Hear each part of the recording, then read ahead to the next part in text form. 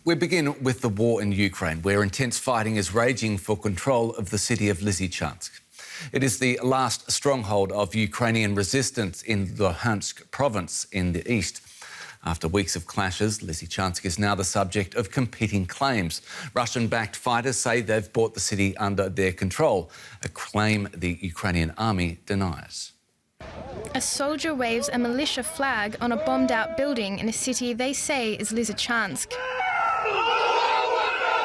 Moscow-backed separatists claim to have seized control of the city, thought to be the last stronghold of Ukrainian resistance in the Luhansk region. Lysychansk is now under our control? Yes, under our full control. A cleanup operation is underway. But Ukraine says the fight for Lysychansk is not over yet. They say fierce battles are continuing on the city's outskirts and deny claims that Lysychansk is surrounded. The Ukrainian armed forces released footage of what they said was an explosion at a Russian army warehouse in eastern Ukraine, as Russian missile strikes continued to rain down across the country, killing dozens. Today, the Russian army continued to hit our cities with missiles. As of just this evening, there have been 6 missile strikes, a total of 12 missiles. In Mykolaiv, in the Donetsk region, airstrikes have continued. Brutal hostilities continue along the entire front line. In Donbass, the epicenter, of course, in the cities of the Luhansk region. Many have been forced to flee to other parts of Ukraine. With her 3-year-old daughter in tow, Nina Bondar escaped Lysychansk.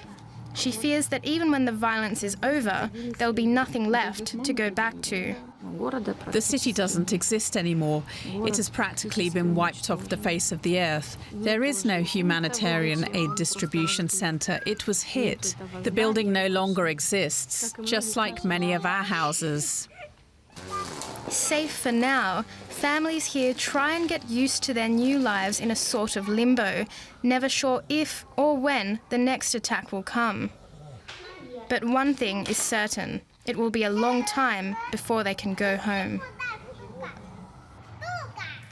DW correspondent Emmanuel Shaz is in Odessa in southern Ukraine. Emma, both sides are claiming some measure of control in Lysychansk in the east of the country. What can you tell us about the situation there?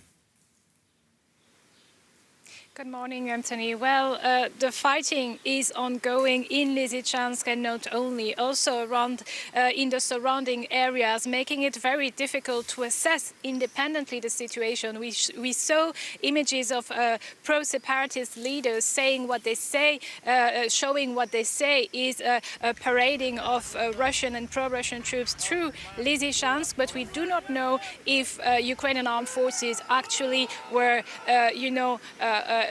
retreated to regroup strategically, or if they were chased out of the city. What we know for sure is that fierce fighting continues in the area, with Russia's goal to conquer the entirety of the province of Luhansk still very much on the cards, but a very, very volatile situation at the moment.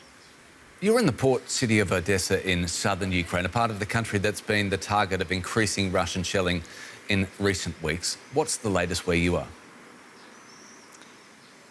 Well, the city of Odessa, it's by the Black Sea, so obviously it's vulnerable to missile attacks since most of them are launched from the Black Sea. Even from here, you can hear the sound of Ukrainian armed forces. First, you can hear the Ukrainian defense when missiles cross over the region, but you can also hear the sound of artillery when Ukrainian forces attack Russian positions in Mykolaiv. So it's a very, the south of Ukraine has been the scene of heavy fighting, with Ukrainian armed forces also claiming that they've been destroying Russian armed vehicles, that they've been destroying also anti-missile systems here in the south. So we have two fronts in the east, where it seems that these days the Russian army has been dominating a little, but maybe also this Russian army is, wasting a lot of resources there, and maybe that's also a strategy for Ukraine. And here in the southern front, where Ukraine has made significant gains, significant victories over the past few weeks. In another development, Emma, the government of neighbouring Belarus, a close Kremlin ally, claims that it shot down missiles launched by the Ukrainian army. What would that mean if true, and does that actually match what you're hearing from Ukrainian authorities? Well, it has been reported here in Ukrainian media. The Ukrainian authorities warned for weeks, if not months now, that Belarus would be looking for a pretext to join the Russian forces and attack Ukraine as well. This would open again a new front, if you will, and maybe this was pose the threat of having troops marching on the capital, Kiev, again. So there is a threat, in the western city of Lviv, which is close to the Polish border. Defense officials, Ukrainian armed forces and Ukrainian defense have actually started to train civilians in each area to defend themselves in case of an invasion. So those threats are taken very seriously indeed here in Ukraine. DW correspondent Emmanuel Shahs in Odessa, thank you.